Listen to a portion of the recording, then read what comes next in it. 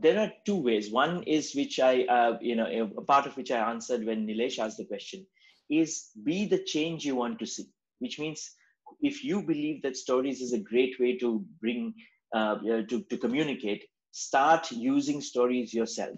And as other people see that the way you communicate is more inspirational, your message is more sticky, people will start following.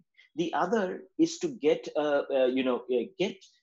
introduce storytelling into the organization in a non-threatening environment. Let me give you an example. So a lot of my clients, when they ask me, how do we do this? I say, okay, if you suddenly call your leadership and say, here's IC, he's going to come and teach us storytelling, there may be heckles. Yeah, no. Why we are doing storytelling? We don't want storytelling. So what I tell them is, do you have an annual conference coming up or some kind of a get together? And if yes, call me in as a keynote speaker. Now, it doesn't have to be me. You can call in any expert in storytelling.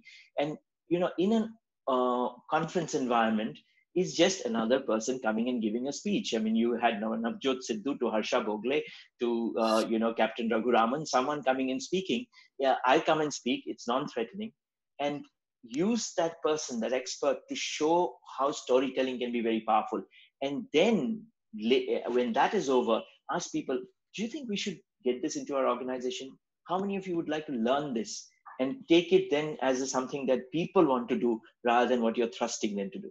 Yeah, I think that would be my answer.